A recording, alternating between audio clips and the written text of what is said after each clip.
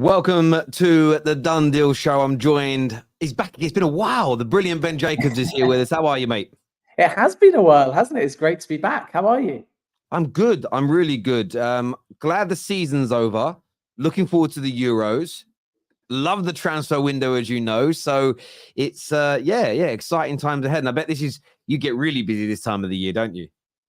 Well, it's busy. It's fun. It's going to be an atypical summer because we'll have the second phase of Saudi. We wait and see if that's as big. We've got Euros. We've got an Olympics, and that will impact certain players' thinking. It's not just about the clubs. You might have a player going to the Euros or the Olympics that wants to delay their future. And we've got the dreaded, I can't believe I'm saying it within 1 minute of coming on, PSR 30th of June deadline. So lots of variables in what should be a very busy window. Absolutely. And one club that is certainly looking interesting at the moment is Manchester United. Of course, Ineos are in. Still decisions to be made on the manager. Talk today of bids going in for some Portuguese players. But I wanted to start off with a question to you about your understanding of the latest with Erik ten Hag. Is he staying? Is he going? And when are we likely to find out?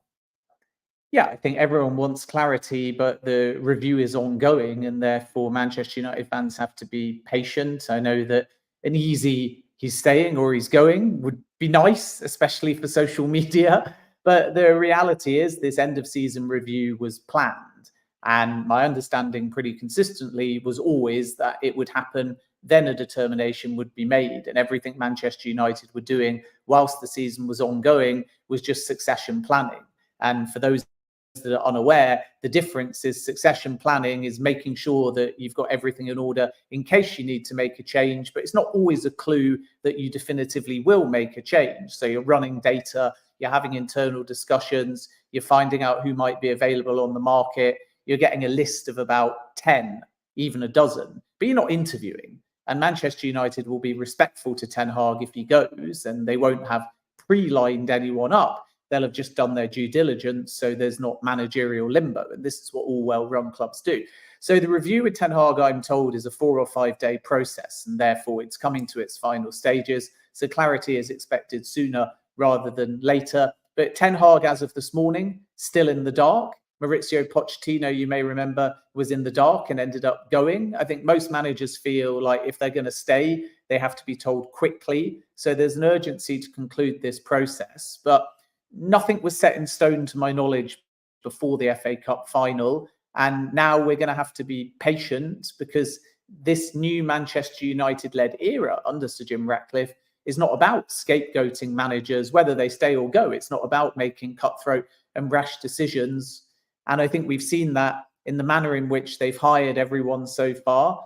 First of all, Omar Barada, then a little gap, then going for Dan Ashworth, then a little gap, then Jason Wilcox, and today Toby Craig, who used to be at Chelsea, is coming in as the Chief Communications Officer, another fantastic hire who's worked with Barada before at Manchester City. So they're building foundations and strategy from the top down, and that's why they're trying to determine, is it Ten Hag?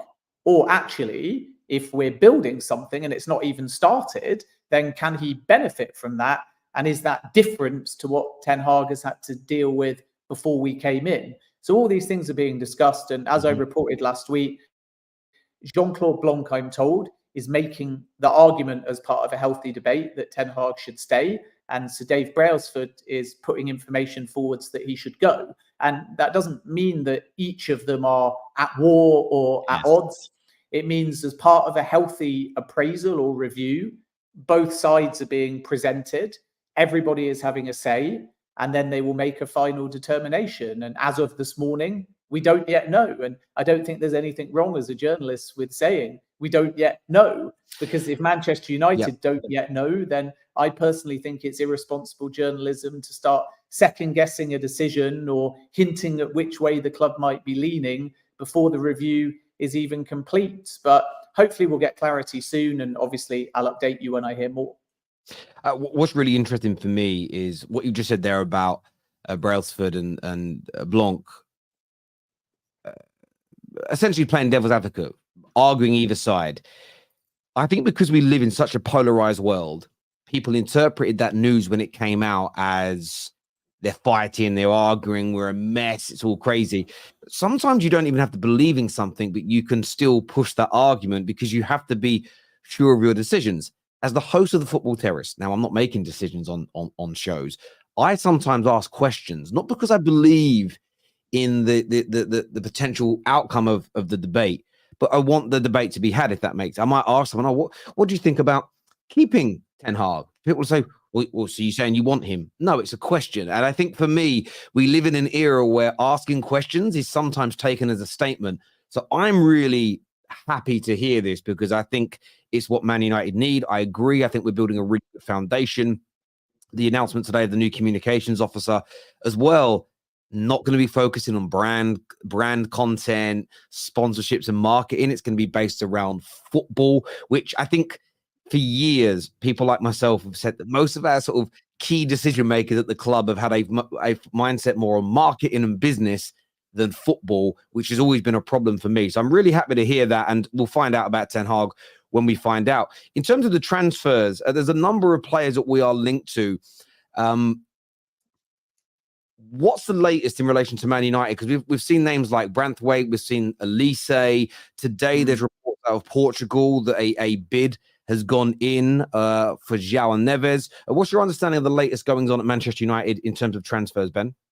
Well, I've seen the João Neves news, and it's not something that I've stood up. Manchester United don't have 50 plus million at this point to just put down. The budget is definitely going to be defined by who leaves the football club. Of course, they have cleared up some wage bill space with Rafael Varane and Anthony Martial going at the end of the season. But how Manchester United move will be a chain reaction to who departs. In other words, if it's Casemiro to Saudi, possibly Christian Eriksen, midfield becomes a big priority. If it was to be Harry Maguire, even though he's earned his time at Manchester United and been excellent, but because of age, if the right offer comes in, we know that West Ham had that historical interest, then you suddenly start looking at centre-back. And because Rafael Varane has already gone, I think that's a big area of priority because we know that Manchester United were thin towards the end of the season, which is why Casemiro had to go and play at centre-back. But beyond midfield and centre-back, they want a young left-back, and Milos Kerkez at Bournemouth, along with Chelsea. That's one to potentially watch. And of course, there's been this feeling since day one of the Ratcliffe-led sporting regime that Michael Olise is a player that Manchester United may move for.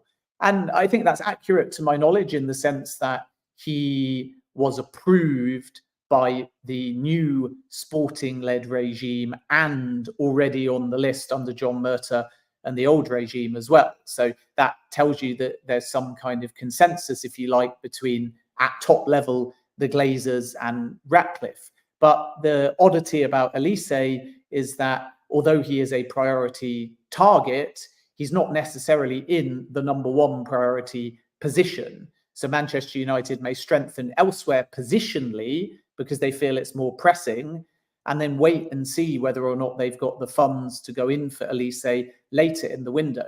And I don't think they're going to have to worry about Olise going anywhere today, tomorrow, because he's an overthinker from what people say about the player. So just because maybe Chelsea or Newcastle enter into the race for Olise, there'll be no panic. He'll wait, he'll assess, and that may come later in the window, which is good news for Manchester United because they may have the funds by then.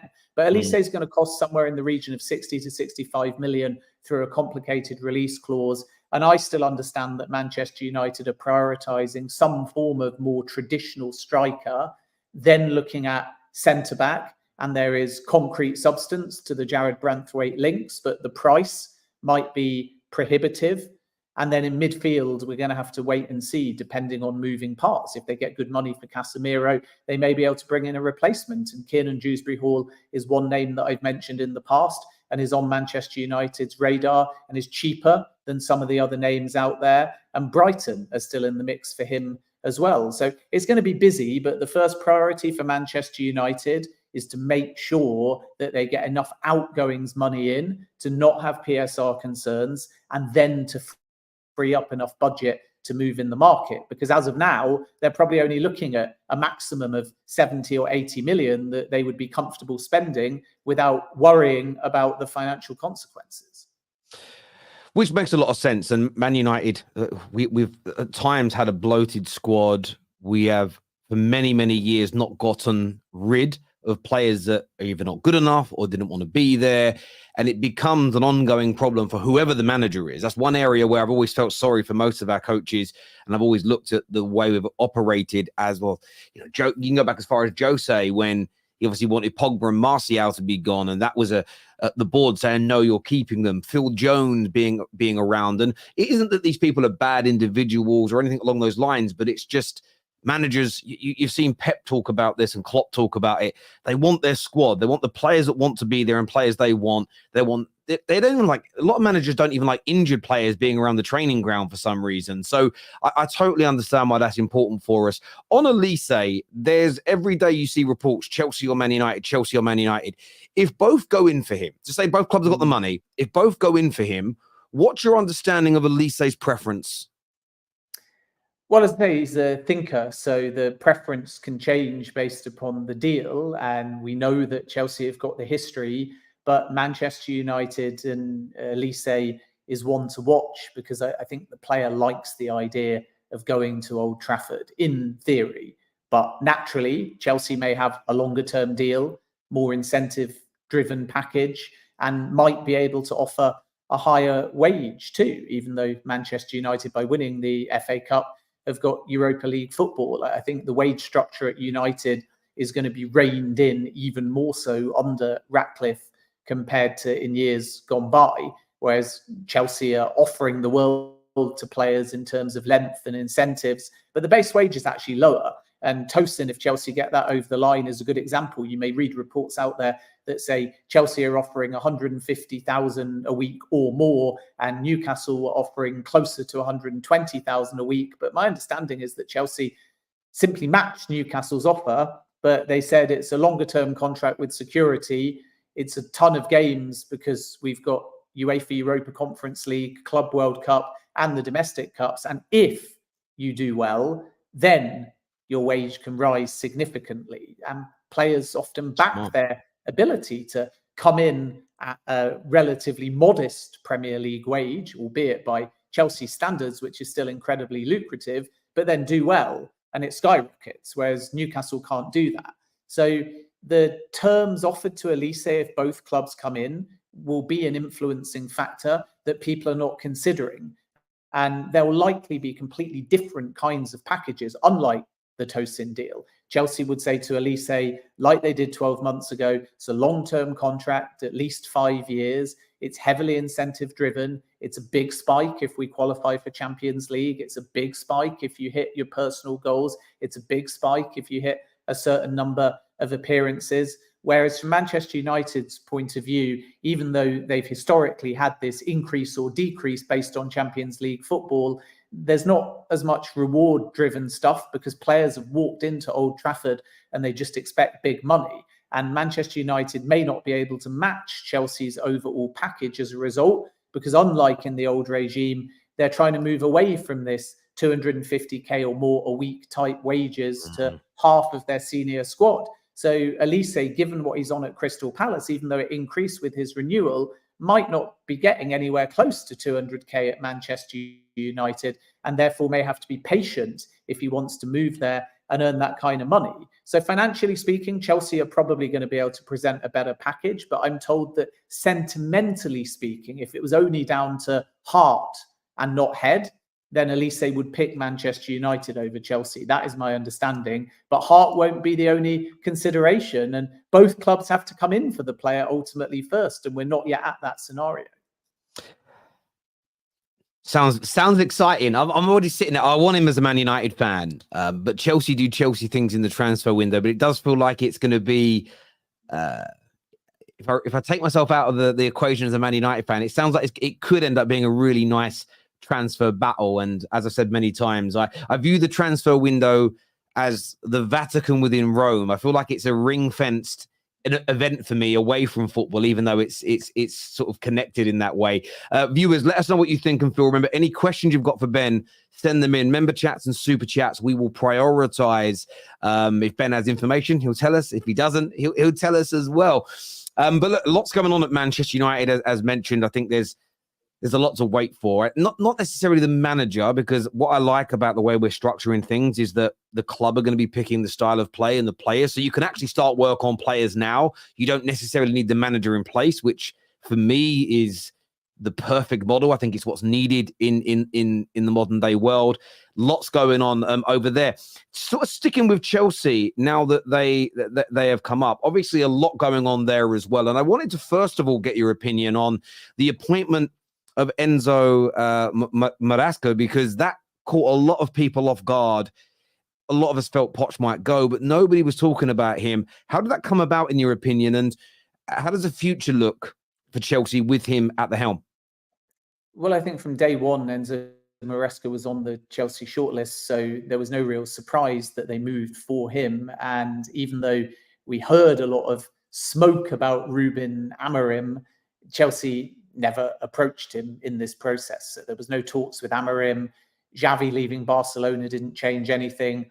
And the 3, or some say 4 on the shortlist, if we include Roberto De Zerbi, all had one thing in common, which is experience in English football and in the Premier League. And I know Maresca hasn't managed yet in the Premier League, but obviously because he's a Pep disciple, he's got plenty of experience within Premier League football.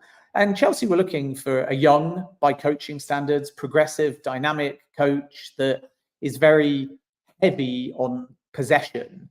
And the fact that he's a Pep disciple, I know Chelsea fans have already nicknamed him Diet Pep, which I found quite amusing. That's a bonus. But I don't think Chelsea's ownership are so glib as to say we just want somebody that is basically like Pep. And there are some points of stylistic and personality difference between Maresca and Guardiola.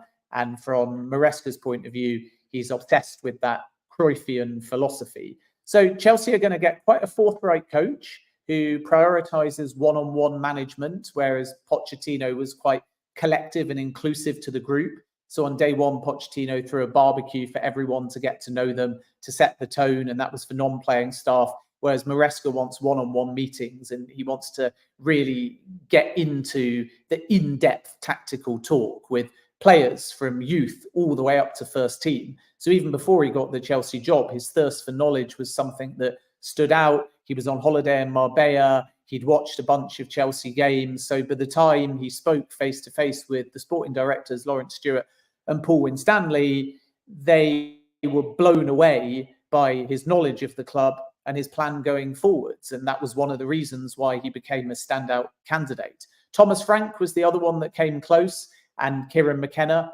was in the process too. With McKenna, my understanding is there's kind of two sides to the story. So Chelsea had some reservations about McKenna's inexperience, but the fact McKenna signed a new Ipswich deal before even waiting to see what happens at Manchester United tells you from his perspective, he was convinced to stay at Ipswich. So the McKenna camp would probably say it was his decision and he wanted to stay at Ipswich. And if he didn't, then he would have continued negotiating with Brighton or waited for Manchester United, even if nothing transpired with Chelsea. Whereas Chelsea's perspective is they ruled out McKenna and they did so in a very classy way and they made a direct phone call. And that left Frank and Maresca in the process.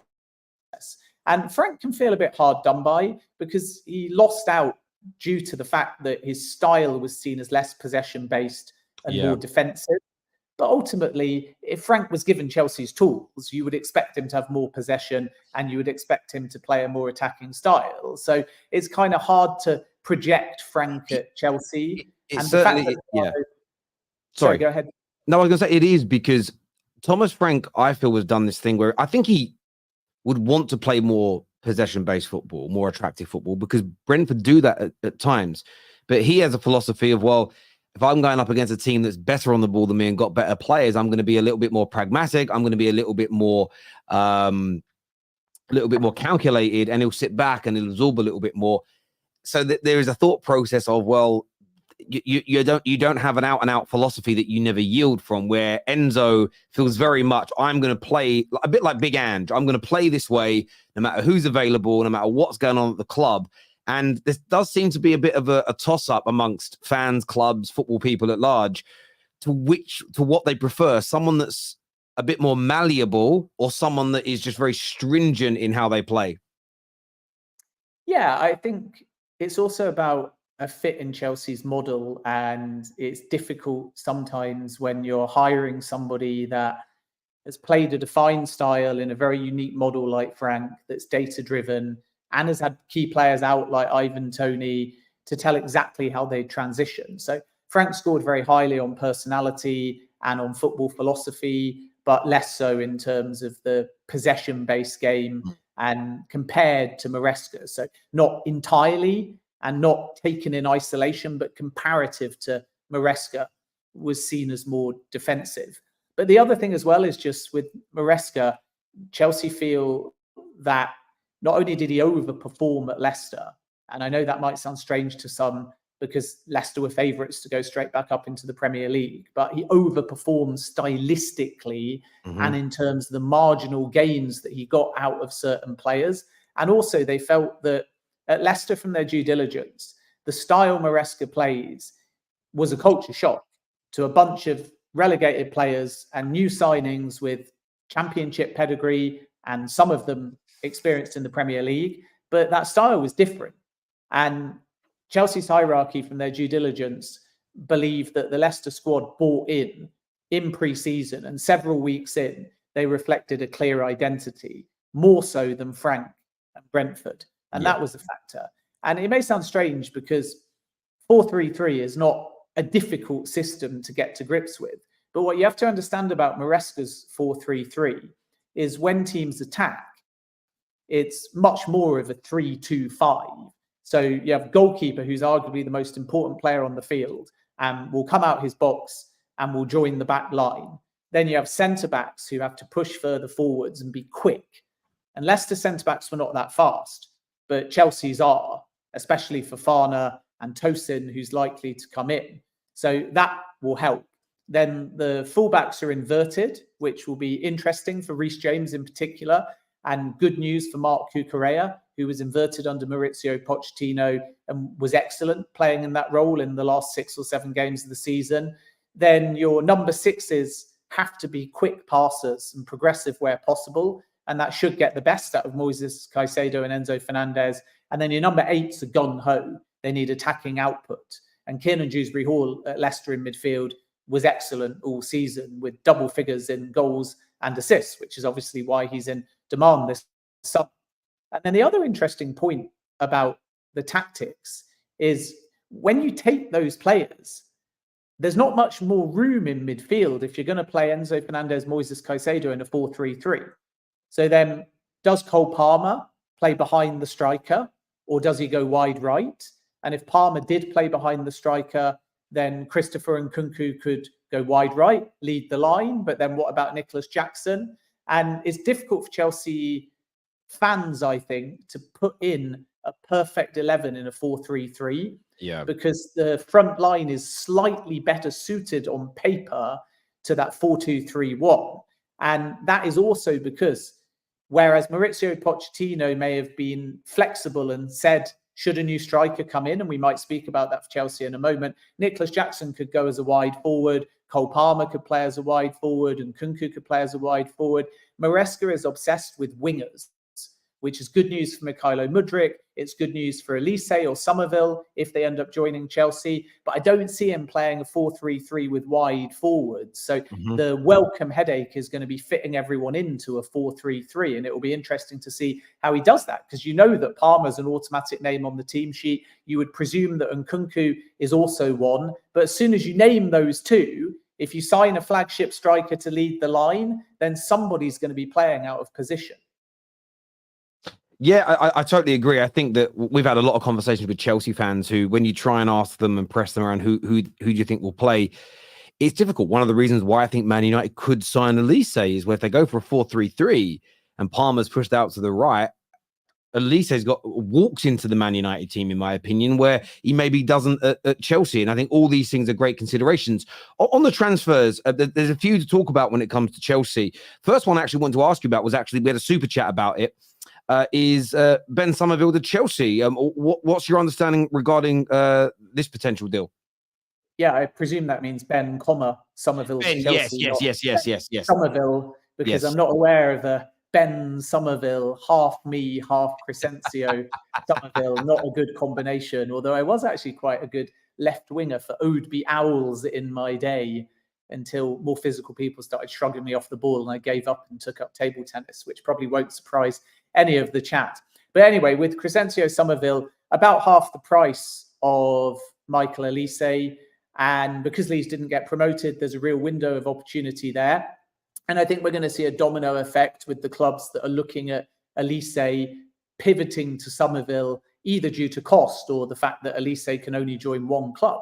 If, of course, he leaves Crystal Palace, we have to be really respectful to the fact that Palace are doing amazing at the moment. They finished the season strongly. Glasner's done a great job. So they won't want to lose Olise, but that complicated release clause that the player has to trigger is in place. And I'm not going to go into the details and the legalities and bore you, but it's really important to note that the release clause with Olise is higher, but is the same mechanism as the one that Chelsea failed to trigger.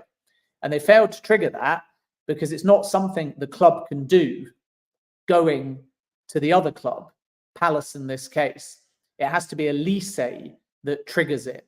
And it's complicated because you can't talk to Olise officially unless you're tapping him up without getting permission from Crystal Palace. Right. And before you talk to Olise and they give you permission to do so, you may not know all of the details and the variable elements and the complexities of the clause.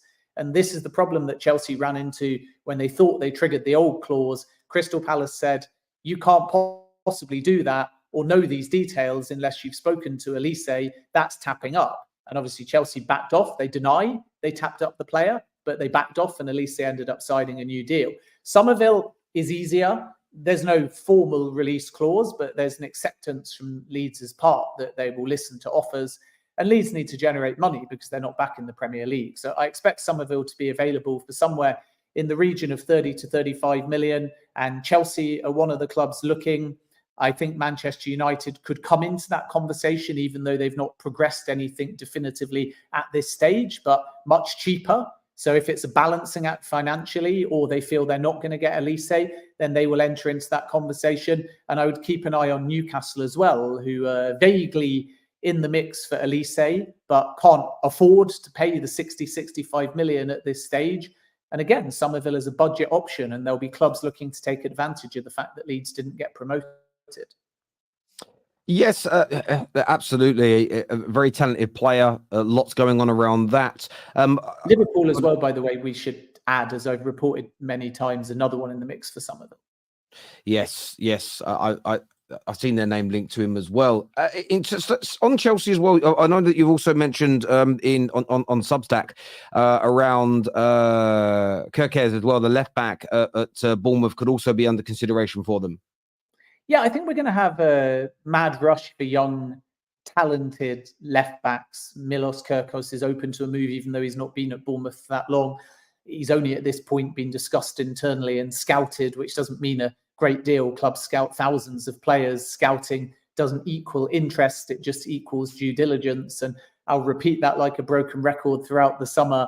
But Kerkez is somebody that Chelsea and Manchester United like as a profile. Rayan Aït-Nouri, well reported by many of my colleagues, is another name that has been looked at by Chelsea and again Manchester United. So we're seeing more crossover than I can remember in many windows. And that's just purely because Chelsea are after everybody. And if they see a rival in the mix, they think, hang on a minute, should we enter the conversation? So it's normal for them to kind of stick their oar in, even if they don't progress, because they just want a collection of all of the best young talent. So I think Manchester United and Chelsea both looking for a young left back. That's where the crossover of names comes from. Manchester United, Arsenal and Chelsea all looking for a young centre forward. That's where the crossover of names comes from. Newcastle and Manchester United and Chelsea all potentially looking for a winger. So again, we're going to get a lot of competition, which means it's quite unpredictable at this stage because everyone might have to pivot if they don't get their number one target. But also the last thing I would say, which is quite interesting, and I don't know how known this is, but the success of your recruitment model is not about getting your number one target.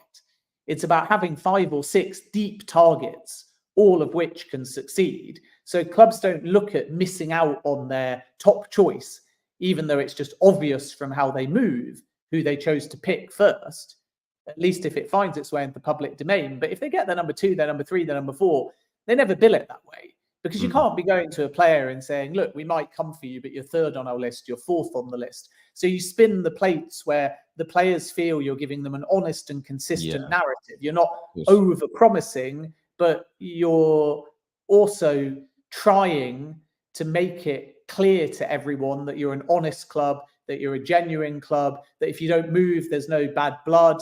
And it means that if you need to pivot, the players genuinely feel that they've had a consistent narrative from you. So one example of that, which is the thing that's less known, is Chelsea went for Michael Olise.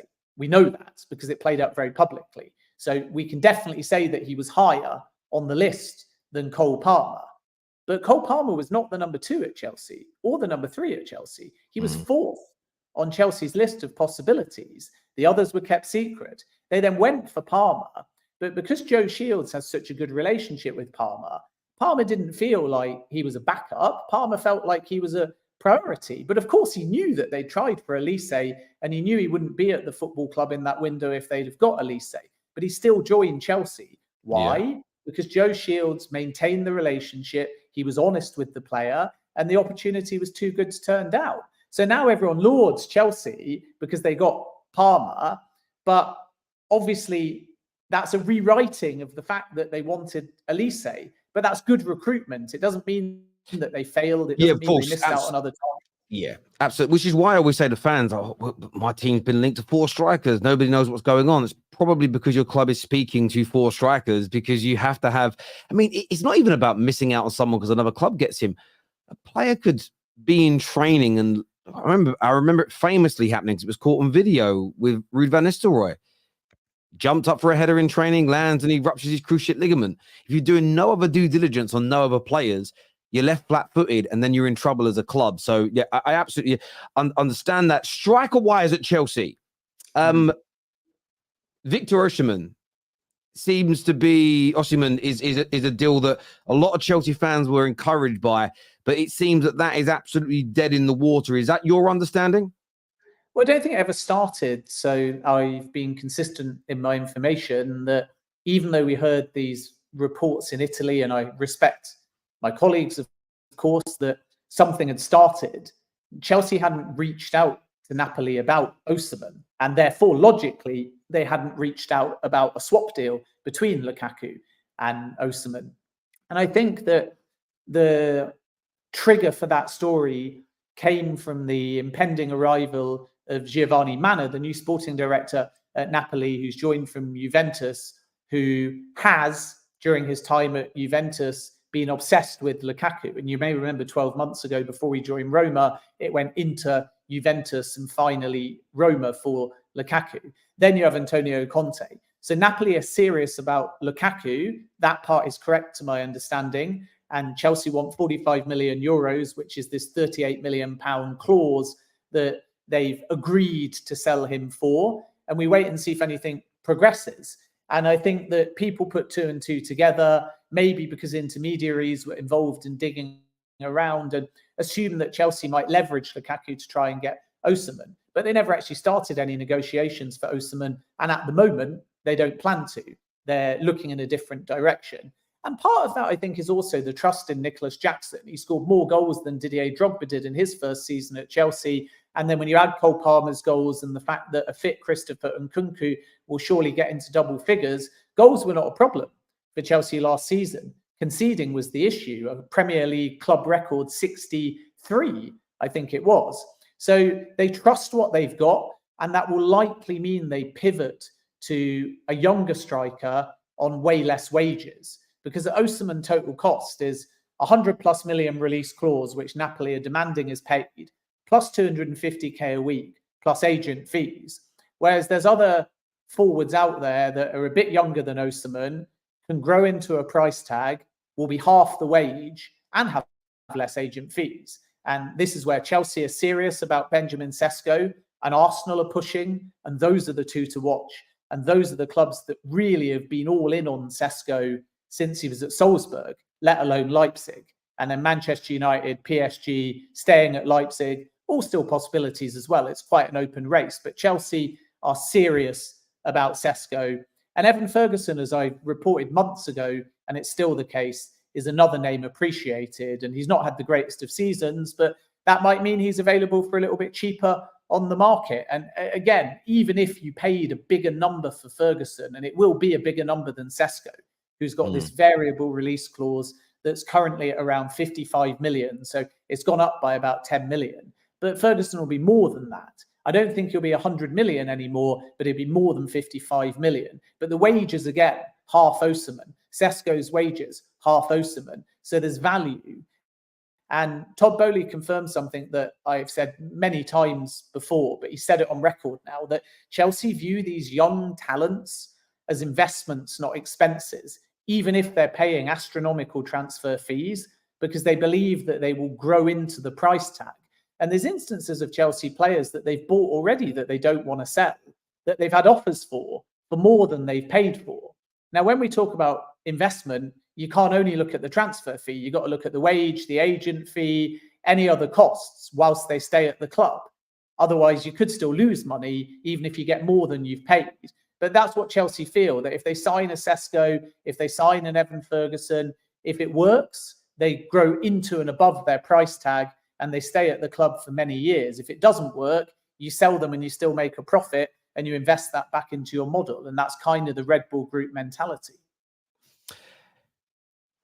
Sesko, very talented player. You mentioned Chelsea looking at that younger model, are serious about him. You've mentioned Arsenal in that conversation.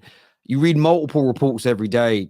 John Cross, I think, stated that the player has agreed to the Arsenal move. I interpreted that as he's probably said, yes, that looks like a good offer, as opposed to exclusively picking Arsenal. Who do you see at the moment leading that race, and how advanced is Benjamin Sesko's potential transfer, whether it to be to Arsenal or whether it be to Chelsea, considering this deadline before the Euros that we've read? So where are Arsenal in this conversation, in your opinion? Well, first of all, I think John Cross is a fantastic journalist and also does great work for us at the Football Writers Association, including putting on the awards a couple of weeks ago that Phil Foden and Bunny Shaw won. So huge respect for John. And I think he's absolutely right in what he says regarding Arsenal's firm interest. My understanding is that Arsenal and Chelsea are the two clubs pushing, and nobody's saying that Sesko won't end up at Arsenal. It's just, as a journalist, we don't bet based on the odds as of now. We wait and see how things transpire. And I'm still told it's open. I'm told that Arsenal are serious on Sesko, but they have a couple of other names on their list too. Evan Ferguson, Joshua Zirkzee, who's still widely expected to go to Milan, and Victor Gyökeres, who Chelsea at the moment have ruled out. And I think Gyökeres is going to be tough for Arsenal if they don't proceed with Sesko, because the cost is a lot higher. And again, he demands bigger wages than Sesko. So I would say at the moment it's Arsenal and Chelsea that are the two front runners. And I don't think that Sesko has yet said yes definitively to any one club. Otherwise, the deal would have been done. And the reason why I say that is not because of Chelsea or any other interest. It's out of respect to Leipzig, because Leipzig have got a renewal on the table. And they're doing all they can to say to Sesko, look, you can go where you want in a year's time, but stay for 1 year and we'll pay you Premier League wages in the next 12 months. And at the moment, Leipzig sources insist that Sesko has not given them an answer. So if it's not given them an answer, then it would be unlikely that he's been so disrespectful to give Arsenal an answer first. But I expect Arsenal to push. I think they had 7 names on their list, and it's now down to just 2 or 3. And I believe that Sesko is right up there with the top target for Arsenal. And I think he's one of the top 2 for Chelsea as well. So it's a bit like, and I'm not saying it's going to end like this. I'm not predicting anything because we don't bet as journalists. We report what we know. The window's not open. So it's normal that things being said now might be a bit premature because there can always be a twist and the window isn't open. But it reminds me a little bit, and I say this very loosely and very cautiously, and it will get taken out of context on social media, but it reminds me of Mudryk in the sense that Arsenal were favourites, the player wanted Arsenal, Arsenal were pushing, Arsenal felt confident. But in that case, and I'm not saying it will happen with Sesko, Mudryk ended up joining Chelsea with a hijack. And I use that as an example to tell you, as long as it's open, you can have these twists and turns. But it is definitely true to say that Arsenal are one of the front runners. And in my personal opinion, taking the reporting away, it wouldn't surprise me if Sesko ended up at Arsenal, but it also wouldn't surprise me if Chelsea try and ruffle a few feathers. Look, I understand that. I think it's one of those things where Arsenal fans won't like hearing that, but it's the nature of the situation. I've said it about the Olise situation with Man Utd. I've heard reports that he maybe prefers us. You said the same thing, but that for me, I'm not counting my chickens with that because Chelsea do Chelsea things in this transfer window. We've seen them. Even in these horrible times they're going through, we've seen them beat top teams to players. And I think there's something in that. It's certainly going to be an interesting one. We've also touched on Osimhen when it comes to Chelsea. Marzio is continually reporting that Arsenal are there. Arsenal are interested. They're not near the release clause yet, but Arsenal have an interest and Arsenal are genuinely in for him. Have you heard anything like that coming out of the Arsenal camp as opposed to the Italian side? Sorry, you dropped out, Terry. Who was that? So Marzio is sort of consistently reported about Arsenal having a firm interest in Osimhen. What's your understanding of that?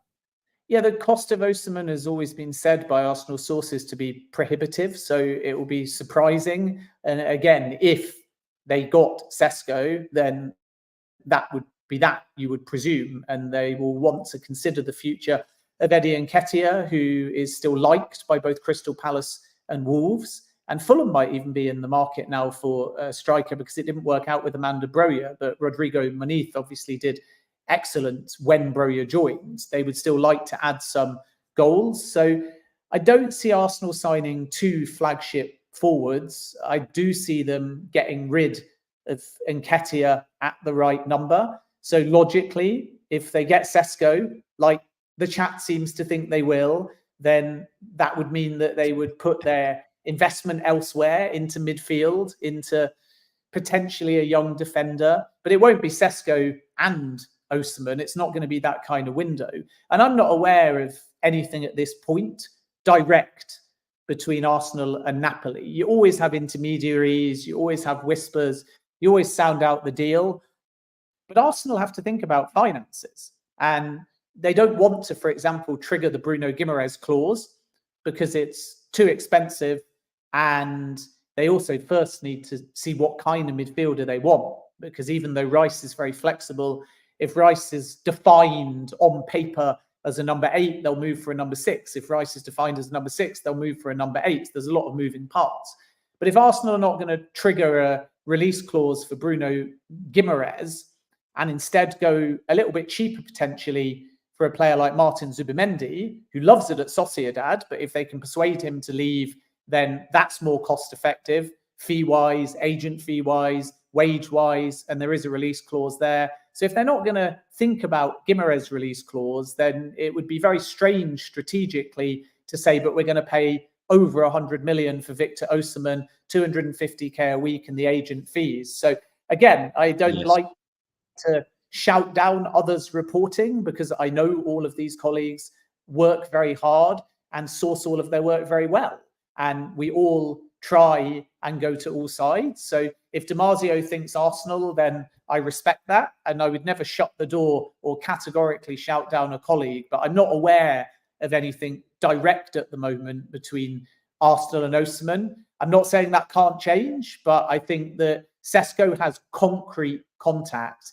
And were Osimhen and Arsenal to happen, then it would have to develop and advance comparative to where I'm told it is now. That makes perfect sense to me. You mentioned the midfield there. You mentioned Bruno Guimarães. Obviously, another Newcastle player linked to Arsenal is Alexander Isak. I have been, every single time we've spoken about these transfers on our shows, Newcastle fans in my DMs, in the comments section going crazy. We are not selling either of them. Neither are going to leave. Do you think it's that clear-cut from a Newcastle perspective when it comes to Arsenal or other clubs' pursuits? Because City are linked to Bruno Guimarães as well. Is it likely one of those two leaves Newcastle? And if so, where do you see them ending up based on the noises coming out right now? Yeah, I don't think we're going to see Alexander Isak leave. And if that was possible, Arsenal would very much be in the conversation because they had a historical interest in him. But that will be a near automatic rejection. And even though teams may want to play upon Newcastle's financial situation, I think he's the last player that Newcastle will consider losing. And if they have to find this 30 to 50 million minimum to satisfy profit and sustainability, they'll do that through 3 or 4 small sales rather than sacrifice Isak. With Bruno Guimarães, it's a bit different because there is a release clause there.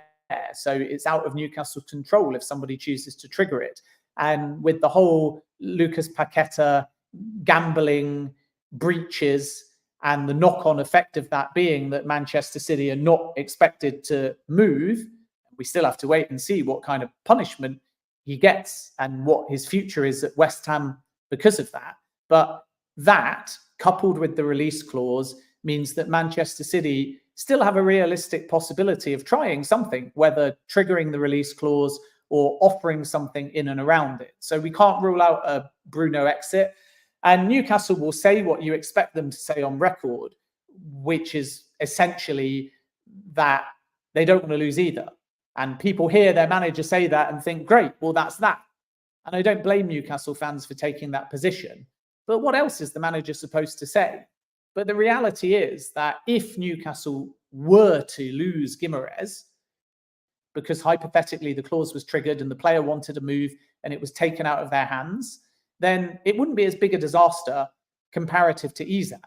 Because it's only a 3-man midfield in a 4-3-3. They got Sandro Tonali coming back from the ban. They got Joe Linton who can play in midfield. They would have some funds to buy another midfielder.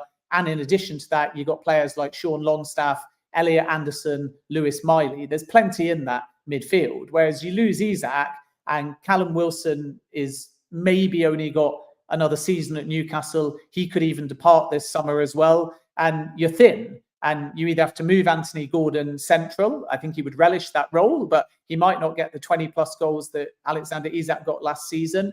So Isak's a bigger blow comparative to Guimarães. They're both huge blows for Newcastle. And we should point out, Bruno's not forcing his way out of the club. He likes it at Newcastle United. But let's just wait and see, because there is still a possibility that Manchester United move.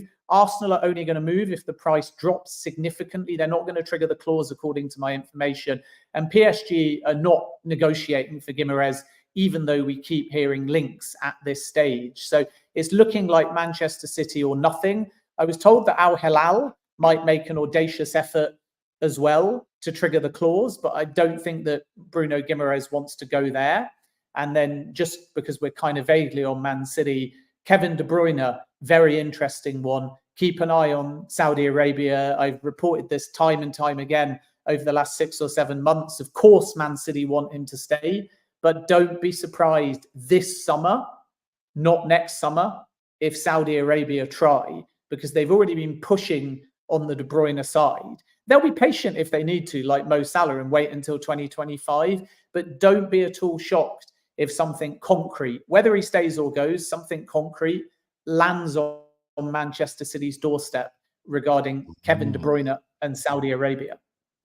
That's certainly going to be an interesting one, because it does feel that he's coming to the end of his time in England. Such a potent player, dangerous player.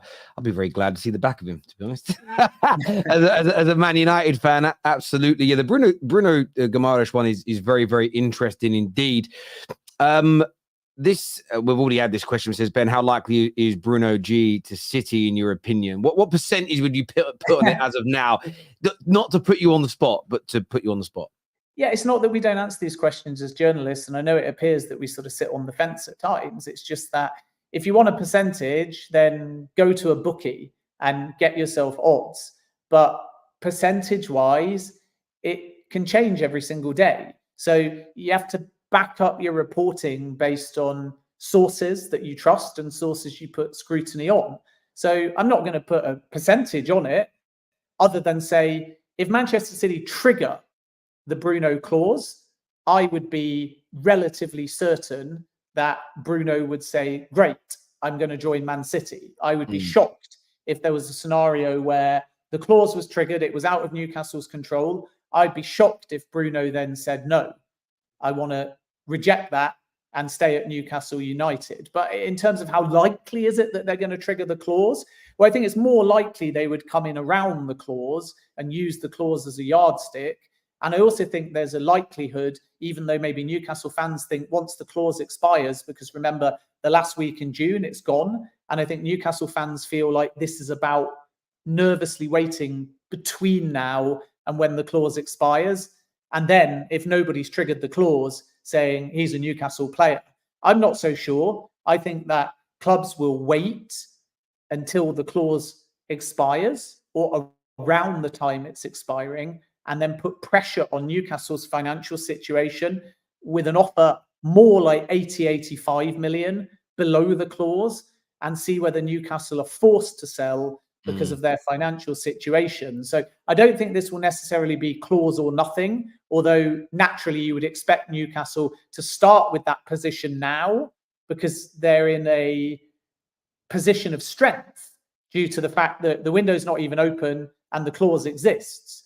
And that's what I mean about not trying to place odds on it as a journalist or put a percentage on it, because fine, you go away with a number and you think, I've got a nice, tidy little conclusion to my super chat. Ben Jacobs says it's 85% likely that Bruno Guimarães will go to Manchester City. But then you'll only find you come back to me in a week or 2 weeks and then say, well, why is it only 50% now? Why is it only 5% now?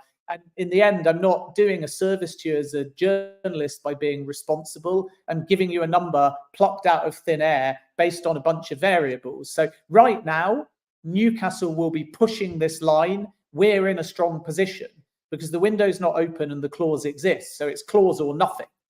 But wait until if they don't bring in any money and it gets to a week before the clause expires, are they still saying clause or nothing? And then wait until after the clause expires and you've got this 30th of June deadline and PSR. And again, if Newcastle haven't brought in any money, wait and see whether then their position is still Bruno Guimarães is not for sale. And there's those variables. And as journalists, we're the messengers. So we understand the market. We understand the possibilities. We try and report credibly and with context those possibilities. But anyone telling you right now, there's an X% chance it's going to happen is effectively gambling on what the different scenarios that may pan out may be. And if you want to gamble, then go with what the bookies say the percentage is, put down a tenner and see how much money you make come the end of the summer. There we go. Great answer. We have a funny enough, you mentioned KDB. Fabrizio has just shared comments from KDB 33 seconds ago, where KDB has said, and I quote, "Saudi, at my age, you have to be open to anything. Talking about an incredible amount of money in the last stage of my career. You have to think about that.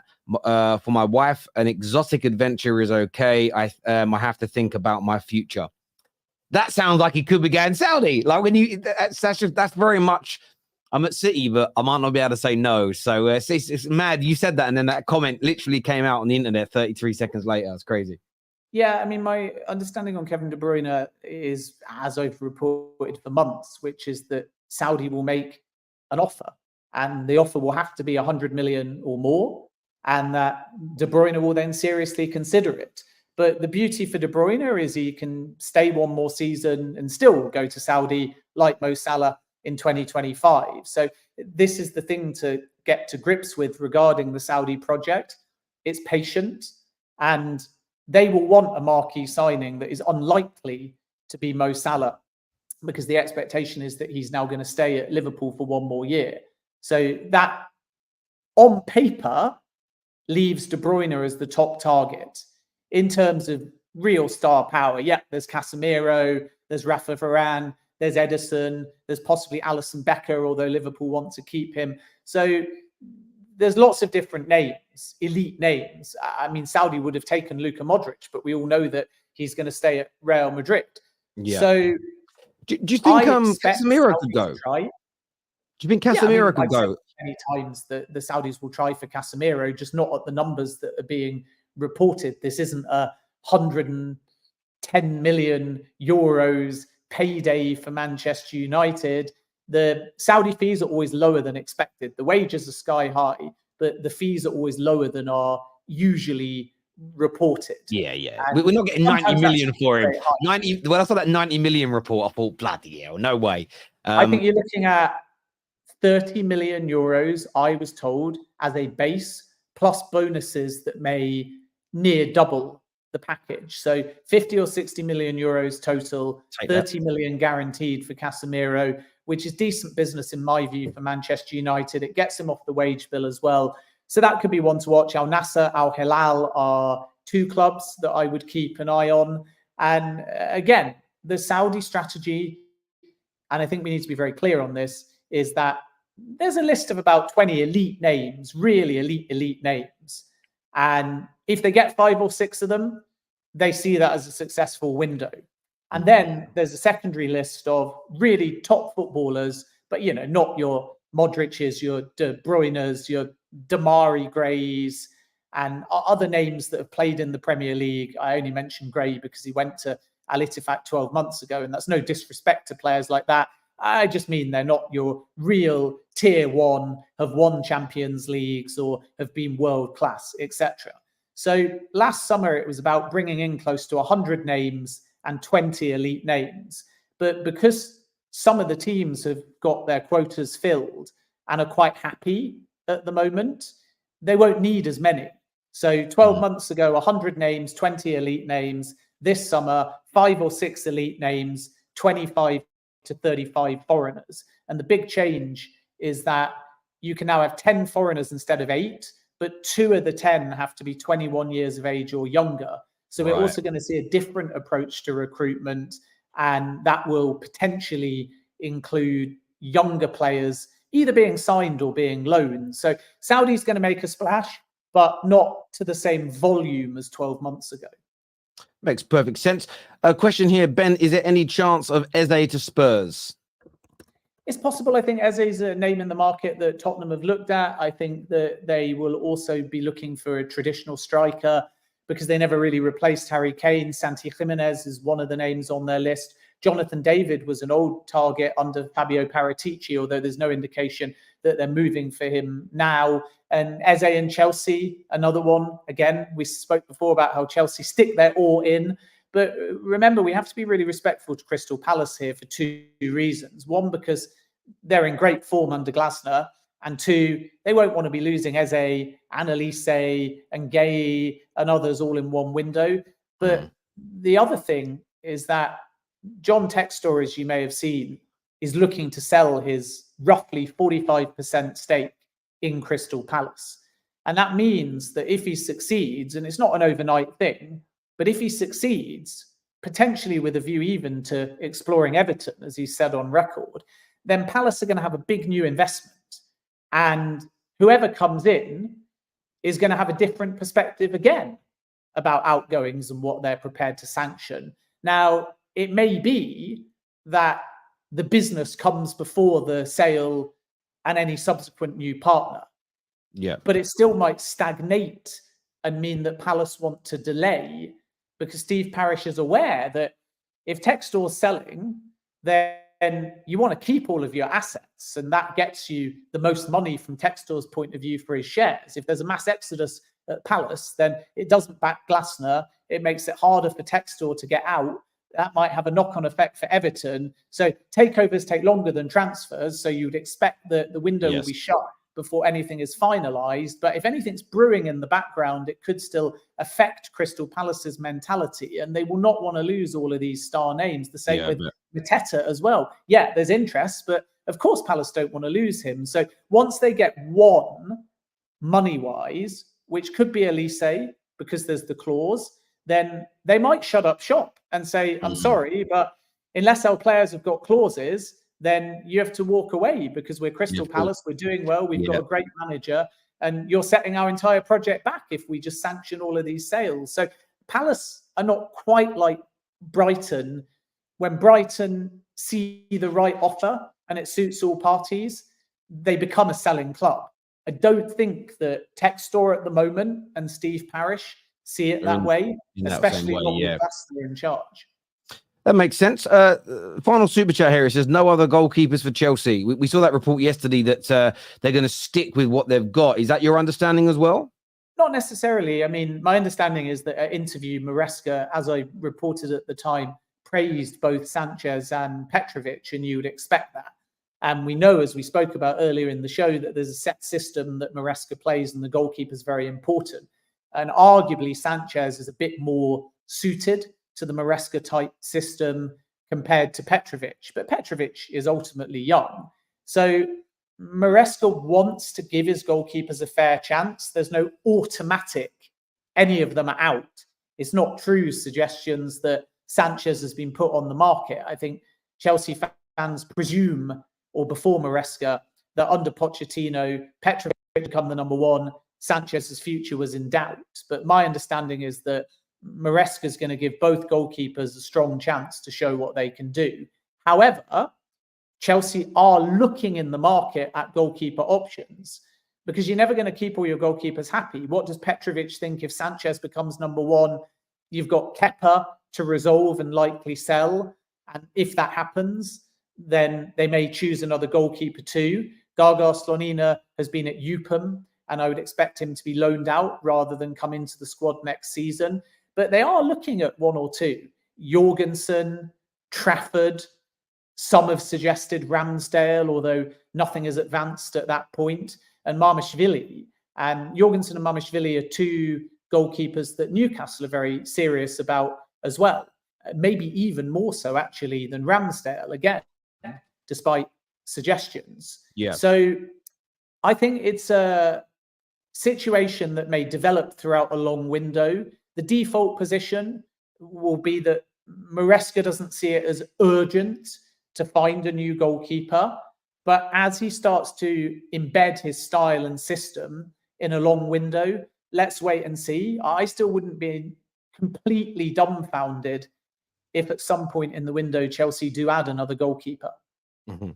I know you've got to shoot, but this super chat just came in. It's one of our, it says, Ben, a lot of fans say Chelsea only win transfers on wages. I disagree.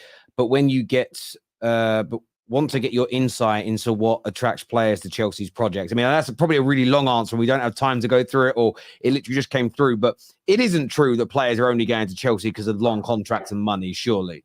Well, the long contract isn't always a good thing for a player because, first of all, it doesn't mean that much. And everyone knows that Chelsea, 2 years before your contract is up, it's effectively either a renewal or the end of a contract anyway. So if you sign a 7-year deal, it's really only a 5-year deal because the club policy at Chelsea is when you get into the final 2 years, they'll either put you on the market or they'll negotiate. And being locked into a club is not something that every player wants. I'm not so sure, to be perfectly honest with you, that a player like Mykhailo Mudryk is glad now that he signed such a long-term deal. He believes in the Chelsea project and he invests in the vision, but he's not going to be sold now, even if he did want to leave at any point, if he fell out of favour, if they brought in another left-sided winger, if Raheem Sterling supplants him under Maresca. So it's not really the length of the contract, even though that is security. And remember, the wages at Chelsea are incentive-driven. So every single player, whatever the number, has agreed since not last January, but the January before, which was the window when Mudryk joined, Enzo Fernandez and all these players, they've all committed to decreases if Chelsea don't get Champions League football. So the wages are not sky high. It's a tighter incentive-driven wage structure. So why are players joining Chelsea? Well, let's be honest, because they're one of the top clubs in the world. They had a history prior to this ownership of winning 21 trophies under Roman Abramovich. They're in London. It's fashionable. Of course, they play good Premier League wages.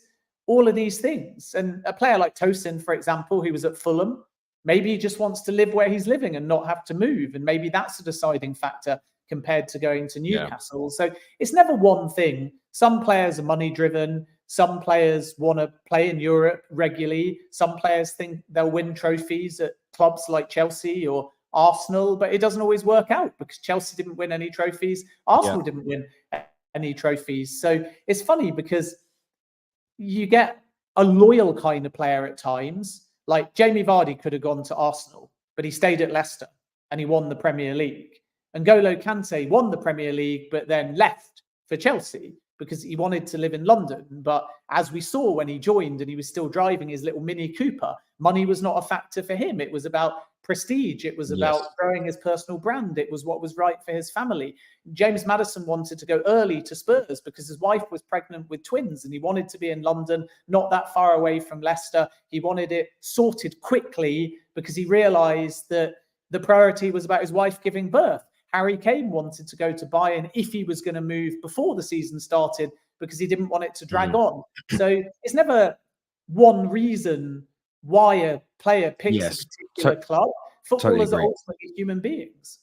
Totally agree. Great answer, Ben. Look, I want to thank you as ever for your time, your candor, and the information that you give us. Viewers, make sure you follow the Football Terrace transfer group chat by scanning the QR code on the screen. This video is going to take you through to Straight Facts, which starts at around 3:30 today. LB is back. We found him after the Man City fan went missing for a week after we beat them. And Dan Potts is on at 3:30. So we'll see you all again then. Until next time, everybody, take care. Goodbye. God bless. And we'll see you all again soon. Peace.